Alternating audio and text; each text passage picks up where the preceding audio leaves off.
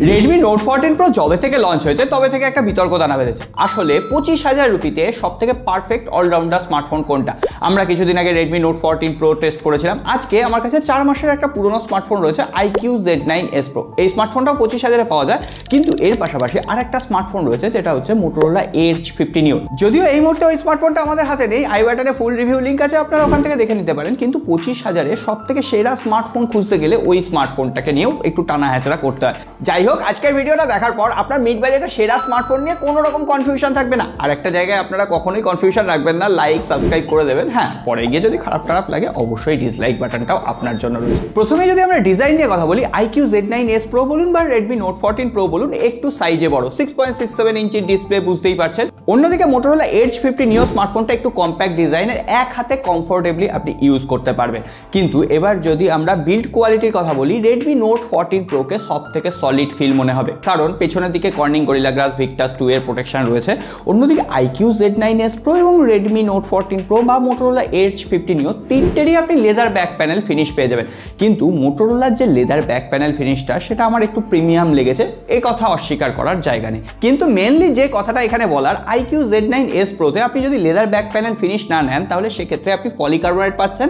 Redmi Note 14 Pro তে কিন্তু glass body design রয়েছে, এটাই হচ্ছে মোদ্দা কথা। আর একটা জায়গায় এই তিনটা স্মার্টফোনের একটু তফাৎ রয়েছে। এখানে iQOO Z9s Pro তে IP64 রেটিং রয়েছে, অর্থাৎ হালকা ফুলকা জলের ছিটে ফোটা এটা সহ্য করতে পারবে।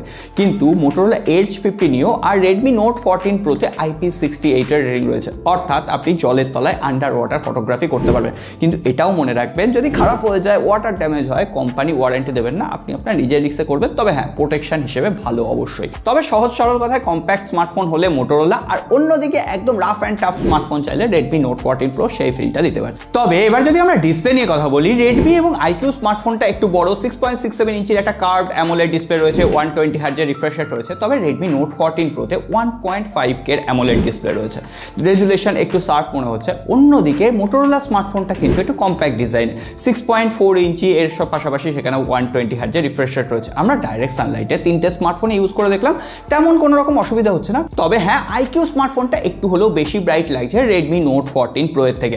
iQOO তে স্কট সেন্সেশন গ্লাস প্রোটেকশন রয়েছে, Redmi তে Corning Gorilla Glass Victus 2 এর প্রোটেকশন রয়েছে। এমনকি যে Motorola স্মার্টফোনটা, সেখানে কিন্তু মিলিটারি গ্রেড সার্টিফিকেশন রয়েছে, Corning Gorilla Glass 5 এর মনে হয় প্রোটেকশন রয়েছে। ওভারঅল তিনটে স্মার্টফোনেরই ডিসপ্লে একদম পারফেক্ট। তবে যদি আপনি কার্ভড AMOLED ডিসপ্লে নেন, তাহলে সেক্ষেত্রে Redmi বা iQOO চুজ করতে পারেন, না হলে Motorola। আর তিনটে স্মার্টফোনেরই ভিউইং অ্যাঙ্গেল, কালার অ্যালগোরিদম সমস্ত কিছু পারফেক্ট ছিল। তবে Motorola স্মার্টফোনটা একটু বেশি আইকাচি লাগছে। Redmi Note 14 Pro যথেষ্ট ভালো, iQOO Z9s Pro একটু কমে থাকছে, কিন্তু ওভারঅল আমরা মাল্টিমিডিয়া এক্সপিরিয়েন্স একদম পারফেক্ট পাচ্ছি। আর তিনটে স্মার্টফোনে ডুয়েল স্টিরিও স্পিকার রয়েছে, ডলবি অ্যাটমসের সাপোর্ট রয়েছে Motorola। সো ওভারঅল যদি আমি সাউন্ড কোয়ালিটির কথা বলি, তাহলে Motorola কিন্তু এই দুটো স্মার্টফোনের থেকে একটু হলেও এগিয়ে থাকছে। কম্প্যাক্ট ডিজাইন হওয়ার পরও বেস, ট্রিপল, ইনস্ট্রুমেন্টাল সমস্ত পারফেক্টলি ম্যানেজ করতে পারছে। ওভারঅল Redmi Note 14 Pro যথেষ্ট ভালো কাজ করেছে। তবে হ্যাঁ, iQOO যে হ্যাপটিক ফিডব্যাকটা, সেটা একটু নর্মাল টাইপের। Redmi Note 14 Pro আর Motorola Edge 50 Neo কিন্তু অনেক বেটার হ্যাপটিক প্রোভাইড করতে পারছে। তবে এক্ষেত্রে আরেকটা জিনিস বলতে হয়, ডিসপ্লের ক্ষেত্রে, অলওয়েজ অন ডিসপ্লের ক্ষেত্রে iQOO Z9s Pro শুধু ট্যাপ টু স্ক্রিন অন এইরকম একটা ফিচার রয়েছে, মানে proper always on display support নেই, রেডমিতেও নেই, শুধুমাত্র সেটা আপনি পাবেন Motorola স্মার্টফোনে। সো ওভারঅল এবার আপনারা আপনাদের প্রায়োরিটি বুঝবেন। তো কম্প্যাক্ট ডিজাইন হলে আবারও বলবো Motorola পারফেক্ট স্মার্টফোন। তবে হ্যাঁ, আপনি যদি ডিসপ্লের মাল্টিমিডিয়া এক্সপিরিয়েন্স নিয়ে কথা বলেন, তাহলে সেক্ষেত্রে কিন্তু Redmi Note 14 Pro এগিয়ে যাচ্ছে কার্ভড হওয়ার জন্য। যাই হোক, এবার পারফরমেন্স নিয়ে কথা বলতে গেলে এখানে iQOO Z9s Pro কিন্তু সব কিছুকে ছাপিয়ে যাচ্ছে, কারণ এখানে Qualcomm Snapdragon 7 Generation 3 প্রসেসর দেওয়া হয়েছে, DDR4X RAM, UFS 2.2 storage type, AnTuTu আসছে 8.26 লাখ। অন্যদিকে এর যে কম্পিটিশন রয়েছে Redmi Note 14 Pro, সেখানে কিন্তু মিডিয়াটেকের Dimensity 7300 আলট্রা চিপসেট রয়েছে, আর সেখানে UFS 2.2 DDR4X RAM রয়েছে, আর সেটার AnTuTu আসছে 5,70,000। আর পাশাপাশি Motorola স্মার্টফোনেও মিডিয়াটেকের Dimensity 7300 চিপসেট রয়েছে। সো আমি AnTuTu দিয়ে দিলাম। এখানে পারফরমেন্সের দিক থেকে iQOO Z9s Pro সব থেকে সুইটেবল পারফরমেন্স প্রোভাইড করতে পারছে, সেটা গেমিং হোক, ডেইলি লাইফের অ্যাপ্লিকেশনগুলো হোক, একদম স্মুথলি হ্যান্ডেল করতে পারছে। আমরা Redmi Note 14 Pro যখন ইউজ করেছিলাম, তখন দেখেছিলাম দু একটা জায়গায় ফ্রেম ড্রপ ল্যাগ করছিল, এমনকি যখন ক্যামেরা UI বারবার খোলা বন্ধ করা হচ্ছিল, তখন কিন্তু দু একটা জায়গায় ল্যাগ রয়েছে, এমনকি সেটা Motorola স্মার্টফোনেও রয়েছে। যাই হোক, সুইটেবল পারফরমেন্স সেন্ট্রিক স্মার্টফোন যারা চাইছেন, একদম গেমিং করবেন, কার্ভড অ্যামোলেড ডিসপ্লে চান, তাদের জন্য IQ Z9s Pro পারফেক্ট। অন্যদিকে যদি আমরা সফটওয়্যার এবং ইউআই এর কথা বলি, তাহলে এক্ষেত্রে পারফেক্ট উইনার হচ্ছে মোটোরোলা এডজ 50 নিও, কারণ তার ক্লিয়ার স্টক অ্যান্ড্রয়েড ইন্টারফেস। সেখানে কোনো রকম প্রি ইনস্টলড অ্যাপ্লিকেশন নেই, দু একটা আছে সেটাকেও আনইনস্টল করা যাচ্ছে। উপরন্তু 5 বছরের অপারেটিং সিস্টেম আপডেট এবং সঙ্গে সঙ্গে সিকিউরিটি প্যাচ লেভেল আপডেট দেবে। আর অন্যদিকে IQ Z9s Proতে হট অ্যাপস, হট গেমস রয়েছে, ফান টাচ ওএস এর কাস্টমাইজেশন রয়েছে, অ্যান্ড্রয়েড 14 রয়েছে, আর এখানে 2 বছরের অপারেটিং সিস্টেম আপডেট, 3 বছরের সিকিউরিটি প্যাচ লেভেল আপডেট রয়েছে। হ্যাঁ, যেগুলো প্রি ইনস্টলড অ্যাপ্লিকেশন রয়েছে আনইনস্টল করা যাবে। Redmi Note 14 Pro এর ক্ষেত্রেও তাই, কারণ এই তিনটে স্মার্টফোনেরই আমরা আলাদাভাবে রিভিউ করেছি, আই বাটনের লিঙ্ক আছে, আপনারা দেখে নেবেন। Redmi Note 14 Pro এরও যে HyperOS, সেখানেও কিন্তু বেশ কিছু প্রি ইনস্টলড অ্যাপ্লিকেশন রয়েছে। সো ওভারঅল সফটওয়্যার নিয়ে নো ডাউট আপনাকে মোটোরোলা সব থেকে বেটার এক্সপিরিয়েন্স প্রোভাইড করতে পারে, উপরন্তু বেশি সফটওয়্যার আপডেট প্রোভাইড করবে। আর একটা জায়গায় এবার সব থেকে আমাদের কনফিউশন তৈরি হয় ব্যাটারি সেকশন। দুটো স্মার্টফোন মানে রেডমি আর আইকিউতে 5500 mAh ব্যাটারি রয়েছে, রেডমিতে 45 ওয়াটের চার্জার রয়েছে, অন্যদিকে আইকিউতে 80 ওয়াটের চার্জার রয়েছে। ব্যাটারি আর চার্জিং ক্যাপাসিটির দিক থেকে IQ Z9s Pro এগিয়ে থাকছে, এমনকি এখানে কোনো রকম ব্যাটারি ড্রেন ইস্যু নেই। তবে মোটোরোলার কম্প্যাক্ট ডিজাইনের ফোন হওয়ায় 4300 mAh এর আশেপাশে ব্যাটারি রয়েছে। আর মোটোরোলা এডজ 50 নিওতে 68 ওয়াটের টার্বো চার্জার সাপোর্ট রয়েছে, এমনকি সেখানে প্রিমিয়াম ওয়্যারলেস চার্জিং ফিচারের সাপোর্ট রয়েছে 50 ওয়াট। যদিও খুব একটা ওয়্যারলেস চার্জিং আমাদের রিজিয়নে কাজ করে না, ফোন ওভারহিট হয়, ওটা খুব একটা প্রয়োজন নেই, তবে ওভারঅল প্রিমিয়াম একটা এক্সপিরিয়েন্স প্রোভাইড করতে পারে, এটা অস্বীকার করার কিন্তু জায়গা নেই। এবার সবশেষে যেটা মেন পার্ট, ক্যামেরা সেকশন। এখানে IQ Z9s এ 50 মেগাপিক্সেলের সনির ক্যামেরা দেওয়া হয়েছে, এছাড়াও 8 মেগাপিক্সেলের আল্ট্রা ওয়াইড অ্যাঙ্গেল লেন্স। অন্যদিকে রেডমিতে 50+8+2 মেগাপিক্সেলের ক্যামেরা দেওয়া হচ্ছে, রেডমিতেও সনির ক্যামেরা।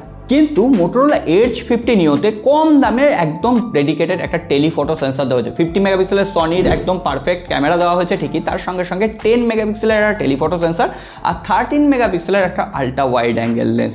এখানে টেলিফটো সেন্সর যেহেতু আছে, তাই জন্য Motorola perfect portrait image capture করতে পারছে। আমি বেশ কিছু ছবি তুলেছি, ছবিগুলো আপনাদের সামনে দিয়ে দিলাম। পোর্ট্রেট ইমেজের ক্ষেত্রে আপনি যদি ভাবেন যে ব্যাকগ্রাউন্ড ব্লার করে ছবি তুলবেন, তাহলে সেটা কিন্তু পারফেক্টলি ম্যানেজ করতে পারছে মোটোরোলা এডজ 50 নিও।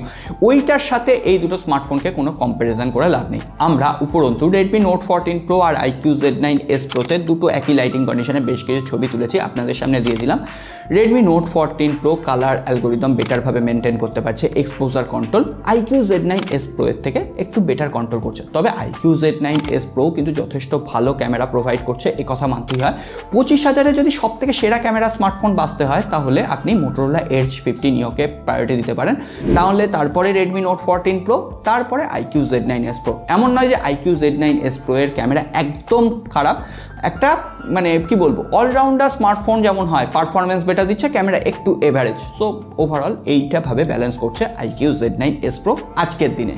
সো এবার সহজ সরল কথায় কনক্লুশন পার্টে চলে আসি। 25,000-এ আপনার প্রায়োরিটি যদি বেস্ট পারফরমেন্স সেন্ট্রিক স্মার্টফোন হয়, তার সঙ্গে কার্ভড অ্যামোলেড ডিসপ্লে থাকবে, IQ Z9s Pro এখনো পর্যন্ত আপনার জন্য বেটার চয়েস। 25,000-এ যদি আপনি সেরা ক্যামেরা স্মার্টফোন চান, তাহলে সেক্ষেত্রে মোটোরোলা এডজ 50 নিও। তার সঙ্গে সঙ্গে এটাও মনে রাখবেন, ওই স্মার্টফোনটায় কার্ভড অ্যামোলেড নেই, অ্যামোলেড আছে ঠিকই, কিন্তু সেটা কম্প্যাক্ট ডিজাইনের একটা স্মার্টফোন, এক হাতে ধরে ইউজ করা যাচ্ছে, দেখতে ভালো লাগছে, প্রিমিয়াম লাগছে। আর আপনার যদি Redmi Note 14 সিরিজের প্রতি একটু ফ্যাসিনেশন থাকে, একটু কার্ভড অ্যামোলেড ডিসপ্লে থাকবে, IQ Z9s Pro এর থেকে সামান্য কিছুটা ক্যামেরা বেটার লাগবে, তাহলে Redmi Note 14 Proতেও আপনি টাকা ইনভেস্ট করতে পারেন। তবে আমার জন্য আজকের দিনে পারফেক্ট চয়েস থাকবে মোটোরোলা এডজ 50 নিও। আর আমি যদি গেমিংয়ের জন্য ভাবি, তাহলে সেক্ষেত্রে IQ Z9s Pro, কারণ Redmi Note 14 সিরিজ আদপে কিন্তু অনেকটাই ওভার প্রাইস, দাম কমুক, তারপরে সেগুলো নিয়ে কথা বলা যাবে। এ ব্যাপারে আপনার ফিডব্যাক কি কমেন্ট বক্সে লিখে জানাবেন। আর এই ধরনের সহজ সরল রিভিউ আমরাই কিন্তু করতে পারি, তার জন্য লাইক সাবস্ক্রাইব করে রাখবেন, কোনো রিভিউ আর মিস হয়ে যাবেন। সকলে ভালো থাকবেন, দেখাবে আগামী পর্বে।